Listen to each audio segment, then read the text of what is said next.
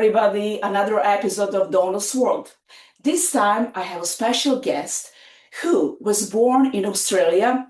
Then she moved to United States of America, and but she has an amazing story actually. She's a famous songwriter and singer. She started from Australia, but she made her success in United States of America. So I can proudly say that she achieved an American dream. But let's hear everything from her. Her name is Michele Blood. Michele, hi, and welcome to Dona's World. Hi, Donna. Hey, Donna's World, people.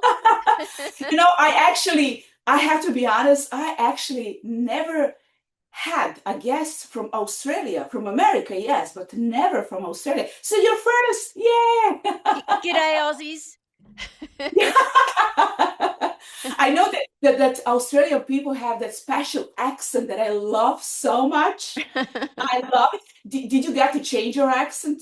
No, I don't know how. No, I can hear it. I can't even put on a pretend American accent. Okay, so Michele, I only said that you are a famous songwriter and a singer, and you started from Australia.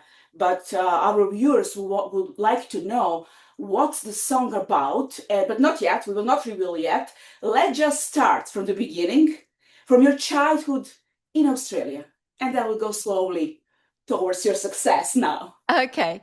I was brought up in the countryside in Australia, in the Blue Mountains, which is just a few hours from Sydney, but a beautiful countryside. And my teachers were Irish nuns, and they were beautiful, and they were all about the music. So they always had me singing in the school of 𝗙𝗢𝗟𝗏, to win, because there's nothing more than a Catholic school loves than winning a 𝗙𝗢𝗟𝗏 against other schools. And a 𝗙𝗢𝗟𝗏 is just the kids from different schools come and they're in a competition, a singing competition. But it's a big deal to the Australian nuns, but to Irish nuns, any nuns actually. So they really encouraged me. I didn't have a family that encouraged me musically. And then we moved to Sydney, and as a little girl, I decided to write to a competition and go into a big national singing competition.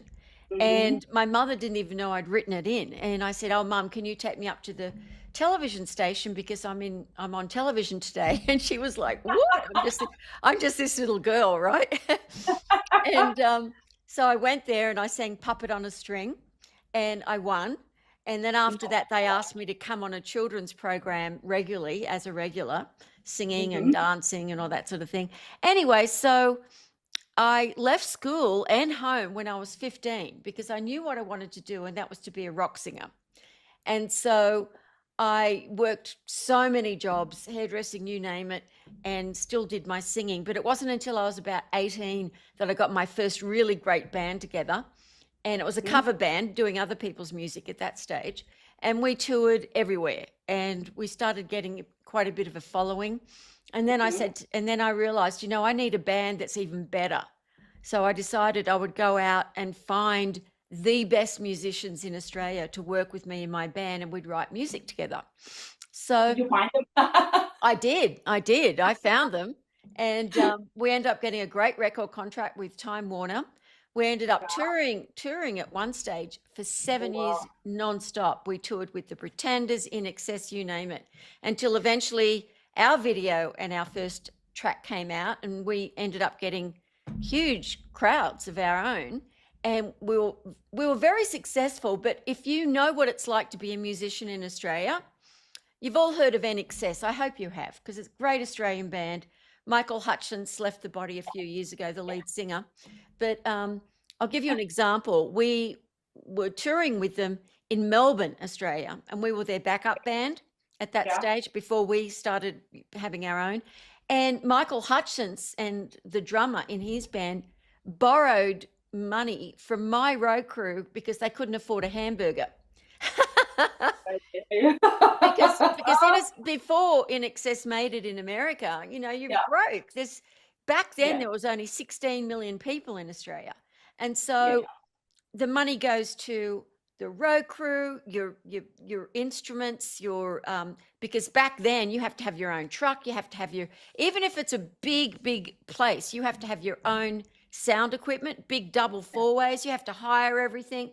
And I was the manager and the lead singer of the band. So you're always broke because you've always got to pay everybody else. You've got to pay the agent. I love how honest you are about that. Yeah. That's true. Yeah. So to the outside world, it looks like you're famous and you must have a lot of money, and you just don't. Yeah. Anyway, so that's sort of the first part of the story. Now I'll go into the second part, which was life-changing. Which is extremely life-changing. I have to tell the viewers, when I was reading about you, I didn't know that, honestly.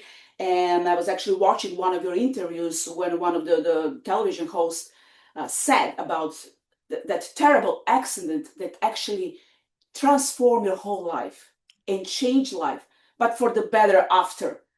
Yes. Yes. So what actually happened? So listen, our viewers, listen. This is such a great story to inspire everybody around the world. Listen carefully now. Okay.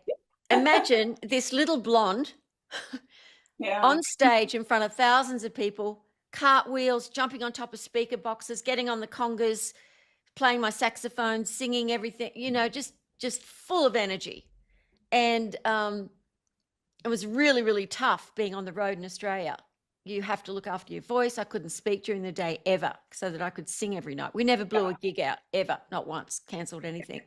Anyway, so that was my life.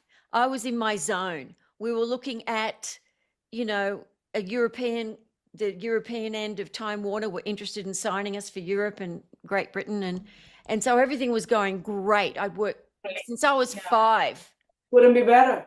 Since I was 5 years of age to do this. Anyway, so on the way home from a long drive from a gig from Brisbane to Sydney, the driver fell asleep at the wheel and all the equipment, because we'd have a lot of equipment, went into me, and we went into a telephone pole, and I had so many broken bones, a fractured spine, my hip and my pelvis completely smashed, just horrific. And I was in the hospital for months and months and months. And, I couldn't do anything. Because I was in traction, I was on a steel bed, I couldn't even have a mattress or a pillow. And one of the shock, probably, for God knows how long, state of shock, I said. Yeah, 17 hours, one operation. And I thank God for those doctors. How can they stand there for hours? They had to get all the pieces of bone out of my bladder and everything. It's just incredible what they can do. It's amazing. But anyway, many operations later, and I thank those doctors greatly. But I was told if I could walk again, I would have a permanent limp and I wouldn't be able to do any of the things that I'd been able to do before. And so I just was deeply depressed. I couldn't do anything because I couldn't move, but I couldn't do anything but fans and people, and my Auntie Jan, who's a psychologist, started sending in all these positive tapes. And if you're too young, you don't know what a tape is, cassette player, Google it. Yes. We know. We remember.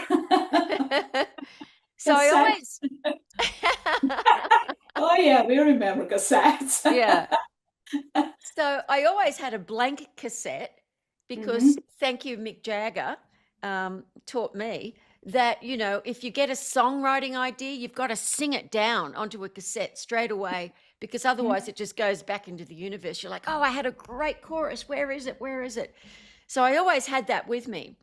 And I found out about affirmations and autosuggestion from a book called Think and Grow Rich by Napoleon Hill.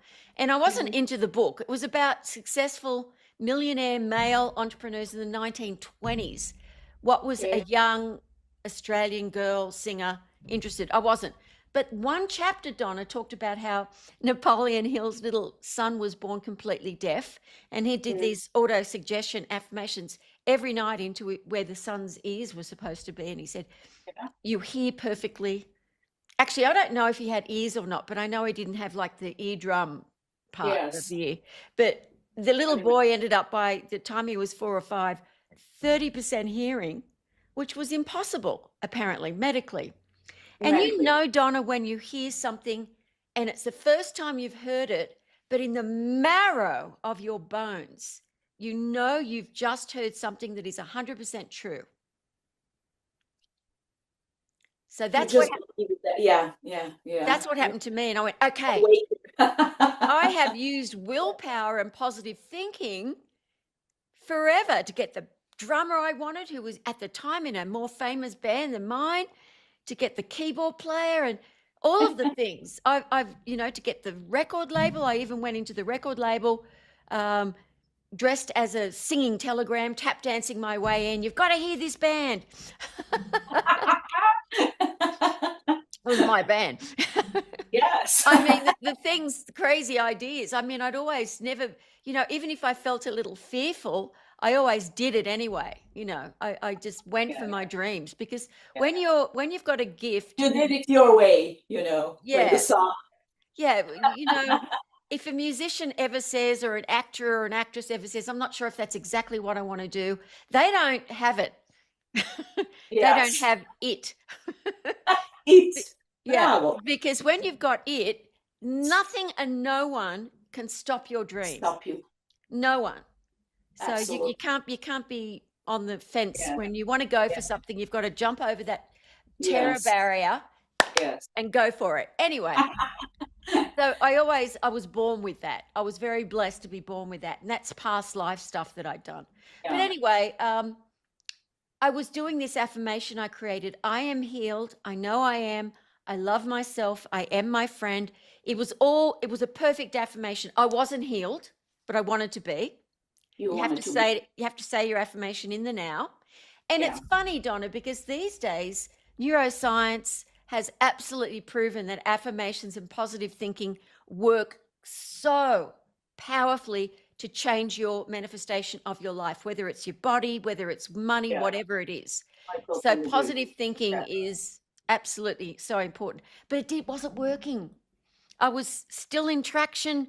But you wanted to work. Yeah, but it wasn't working because, like Napoleon said, it's got to be emotionalized to go into the treasury of your subconscious mind. Otherwise, it'll keep getting spat out. And that's what happened to me. I'm in traction. I'm in physical agony, passing out every few minutes. And, well, you're in the hospital. The doctors are telling you what they've got to tell you. And I just said, this isn't working because I can't emotionalize it. And then I had a true spiritual epiphany. Like the lights came on. You're a singer-songwriter. You've even written jingles over the years for extra money. You can't get a song out of your head, let alone a jingle. So I asked my brother to go out and find affirmations to pop music. And he went everywhere because there wasn't computers then. So he went to all the record stores and he said, there's no such thing. He said, there's just, no such thing. And I said, okay, put on the blank cassette. Did you tell it? I'll be the first one. Let me be the first one. And so I just started singing. I just started singing a cappella into the cassette. I am healed, I know I am. I love myself, I am my friend. Over and over and over again. That was my first affirmation song.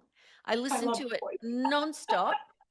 And it went on. And it was from your heart. It was coming from your heart. And even now when you sing, like look at me, you have it. We were just mentioned a few minutes ago. You really have that. You have it.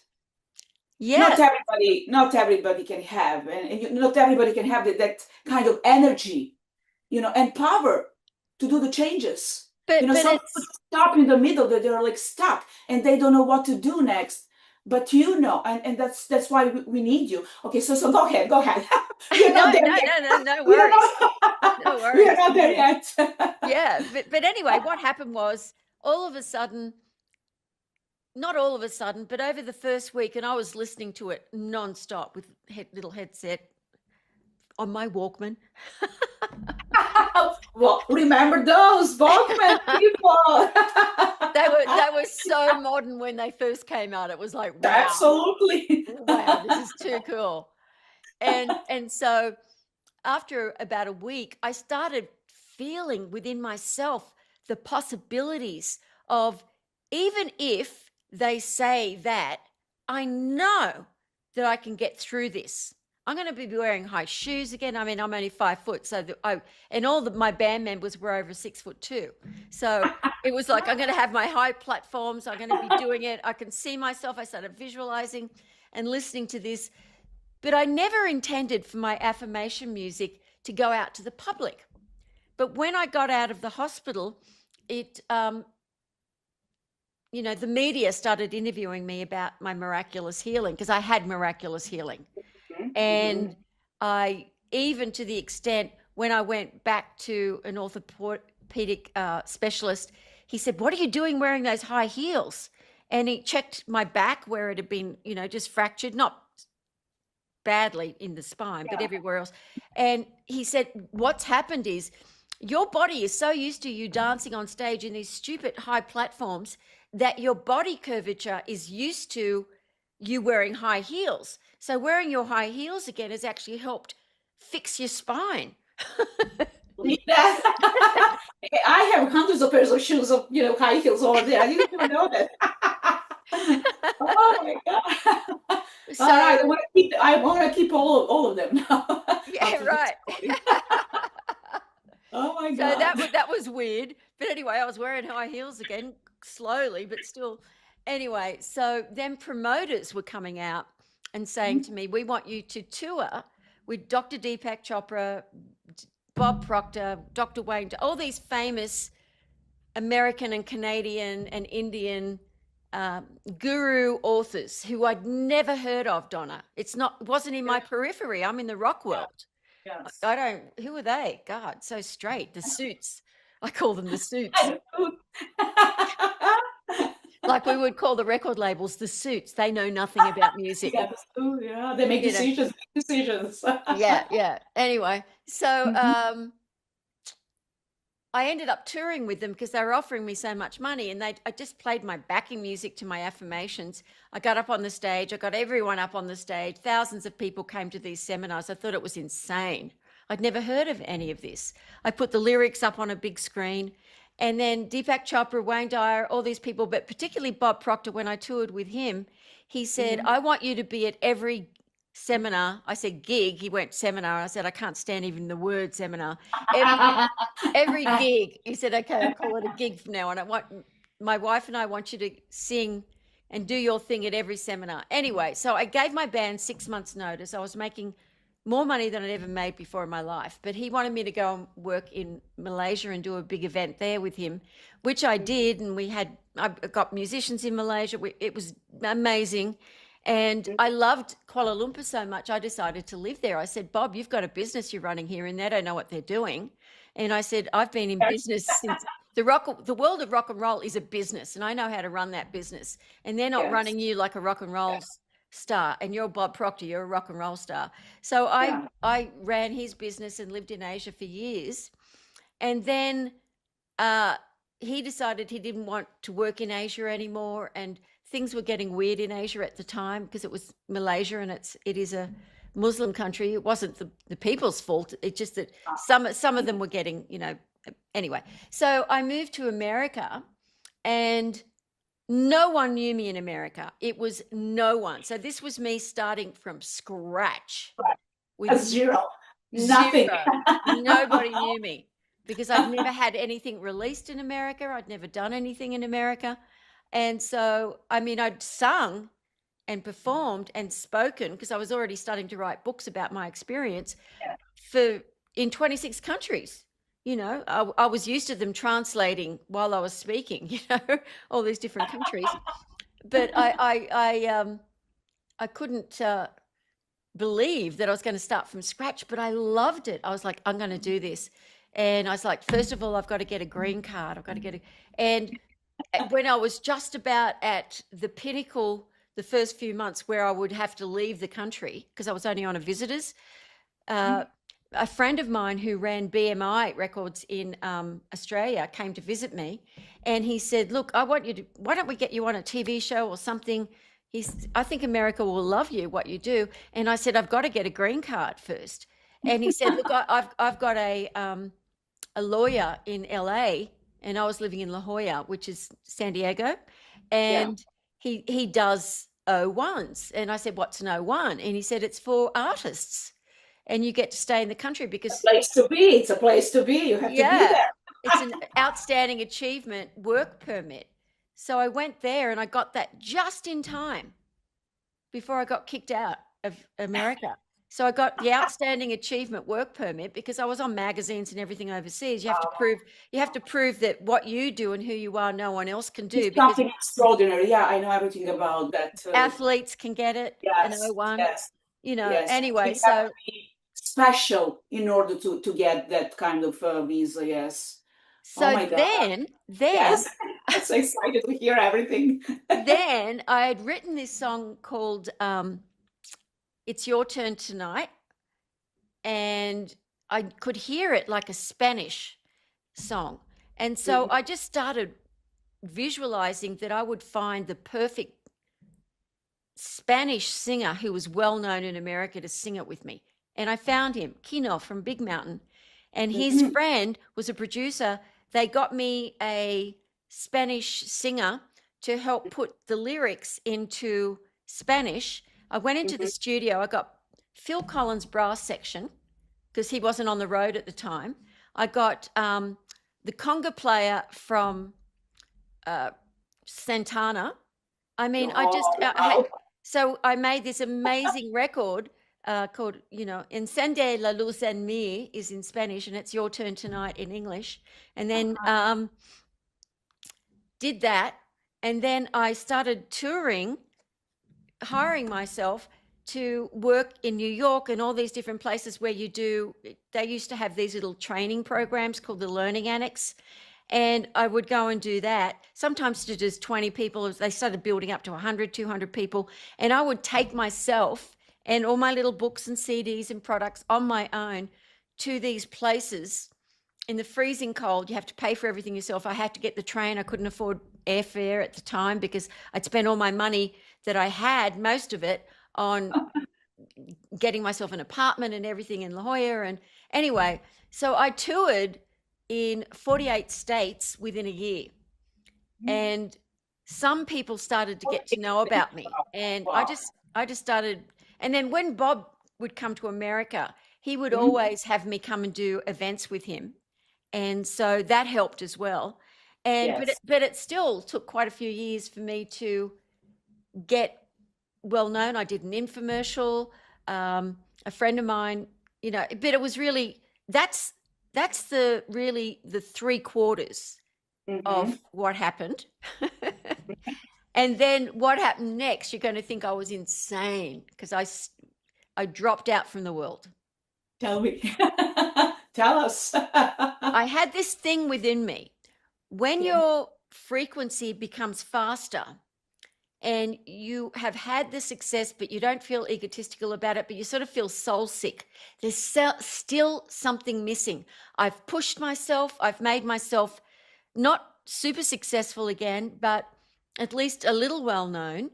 And so I'm making some money, and I got a website up, and it was very early days of websites, and started having to do mail order through the website because they didn't even have shopping carts back then. Amazon hadn't even started.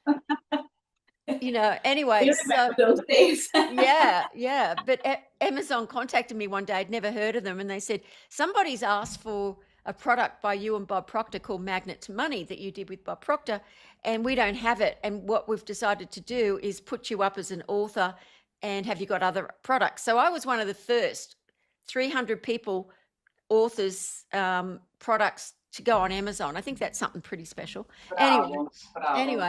But just Amazon is huge. but I know that everything that happened to me, it was because of spirit, because my essence, my enlightenment, my diamond, it becomes clearer and clearer, your diamond.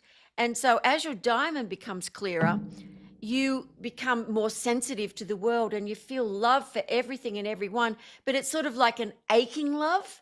It's sort of like if someone wants to put it to, they're in love with someone, but the other person's not in love with them. It's like unrequited love, but it's not for another person. It's for this thing that you don't know what it is. And it was funny because you said we found love was one of your favorite. It's my favorite song. Yes. And I wrote that song about this experience because we found love wasn't about a partner or a man. It was about God. It was about when I realized what I was missing was spirit, not religion, but spirit, my soul. And so I wrote that song in like 4 minutes. I just had this light come into me, and the cassette player was there, so I could sing it, sing it down. But it's so easy. It's it just got into my ears, just like that, right. Just like it's when you sing, you remember the lyrics very fast, and it just got into it. There's something in that song. I mean, I heard the rest of the song. I like the one about money. I like that one as well. But this one just got into me. I don't know how to explain, but now you explain why. I didn't know that, to be honest. Yeah, and the engineer, JJ, who I absolutely loved working with, we'd go into the studio, I'd get on the keyboard and he would get the drum kit out and we'd just do this stuff. And then I found a good guitarist to come in, and I would do all these harmonies on my own voice, because it always sounds better when you do harmonies on your own voice. And I was so into this song, and he just went, go higher, go higher, go higher. So I went to the highest note I'd ever sung, which was like nearly 4 octaves, which I'd never done before, because most people are about an average of 2.5 octaves. And it was just incredible because I felt such love for this spirit, like I'd found the love that I'd been soul sick for. And so I fainted at the end of the song. I literally passed out in the studio because I'd put so much into it. I just went totally gone in the light. So I loved it when you said that was your favorite song. I was like, totally my favorite. Yes. So Michele, let me put my glasses on. I need to read something. We're at the middle right now. Okay, we have 10 more minutes left. The apps. So in the meantime, let's tell the viewers. I mean, I know, but they don't know. During those how many years in the United States, you co-written over 80 books with somebody, right? And no. I've only co-written things with 3 people. All the rest I wrote on my own. Okay. No, that's even better, actually. And then how many, you also do apps, you do events, you go to different places, everywhere, and you talk about, that's everything about positive energy, positive affirmation, like everything. What's the main subject, actually? What the viewers would love to know, if they want to choose to listen to all your songs, and your apps. I just actually took the glasses to read about the apps. So we have True Prayer app. What is that about? And then we talk about others. Yeah, well, see, what happened then was I was looking for an enlightened teacher, and I'd actually been looking for 14 years because I wanted to find what that thing was that I could feel, like my heart glow. And I went off the grid for over 14 years. I took all the didn't take the main website down, but nearly everything else, went off social media and just meditated and practiced with her. I still did some gigs, but not very often. And I ended up becoming awakened. And one of the things that I've always loved doing is praying, not in a religious sense, but in an affirmative sense. And so we spent 3.5 years creating True Prayer app. And it is already so successful. People adore it. There's morning meditations. There's videos about how to pray, what affirmation and prayer really is. There's hundreds of prayers, even about not being jealous anymore, or when people are jealous of you, about self-esteem, about self-sabotage, hundreds of prayers, even about mourning a pet. It's just about everything you can possibly imagine. And it's the greatest thing that we have ever created. 𝗙𝗢𝗪 was the main developer, and John and Dara and Trevor Rogers. We worked as a team together. We've all been working together for years. And it is my favorite app. But if you wanted to try something just for free, I have Affirmation Power app. You can get that for free. But my apps are only about the cost of a cup of coffee a month. They're very inexpensive. The Magnet to Money app is amazing. That's our first app. That took 4 years to develop. And, you know, people that are app developers just say, wow, this is amazing what you've created, because it's beautiful and clean and fresh. And the True Prayer app is available in your own country. So if you don't have to pay $4 a month US, you get it in your country's, you know, so if it's in India, you don't have to pay what would probably be $40 a month. It's what's in, like if it's in Malaysia, it'd be 4 ringgit, which is about 20 cents US. So we've done it in a really good way for people, because it works for Android phones, for all iPhones, any sort of phone. And then of course we've got so many apps. You could just go to, if you go to Michele Blood, Michele, yes, Blood, we will add here. Yes, we're going to add here, so everybody can actually see it and get the links. Yes, and they can get Stop Thought audiobook is 15 years worth of training on meditation, manifestation, and self-realization on an audiobook, hours and hours and hours. You can go to any topic you like. It doesn't have to be from start to finish. If they want to learn about affirmations more, or how to deeply meditate, or just learn to meditate, or how to stop thought and really get into that zone, what intuition is, how to clear up your intuition so you know what to do and when to do it, how to make more money through consciousness. They get that for free. And my favorite album I've ever done is called Songs for Success. And yes, that does have the money song on it. Yes. They Me like yeah. They get that for free as well. Yeah. Everybody will love that one as well, but the love is always number one.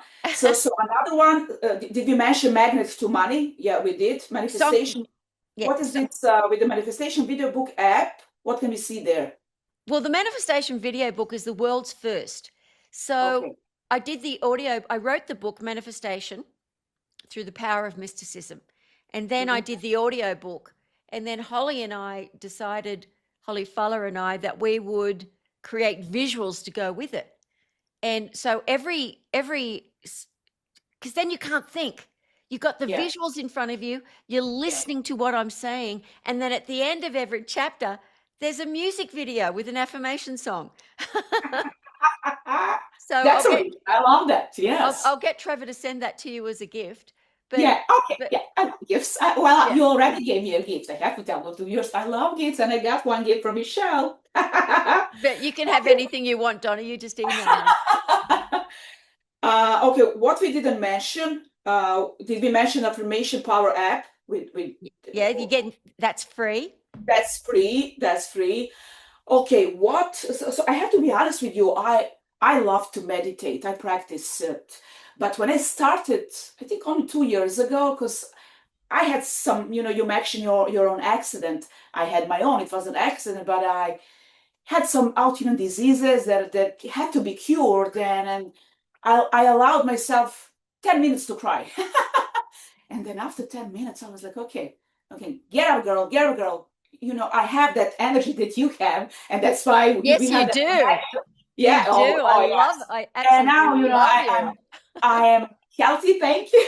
I'm healthy. No illnesses anymore. But the meditation helped me. And when I started, I was a little bit confused. I was reading books about it. I didn't know how to start, especially when it comes to the singing part. So people say you can just go to but I didn't know about your type of meditation with singing, and especially now. No, I don't do meditation with singing.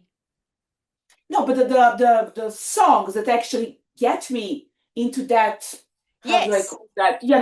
Just it's not the same. Yes, but just to open your heart. Put you in that positive energy, in that world. Exactly. Yes. There are no problems, like everything is beautiful and, green grass. So, okay, I think we only have 3 minutes. For the end, what are your plans? Is there anything that we didn't mention that you want to mention?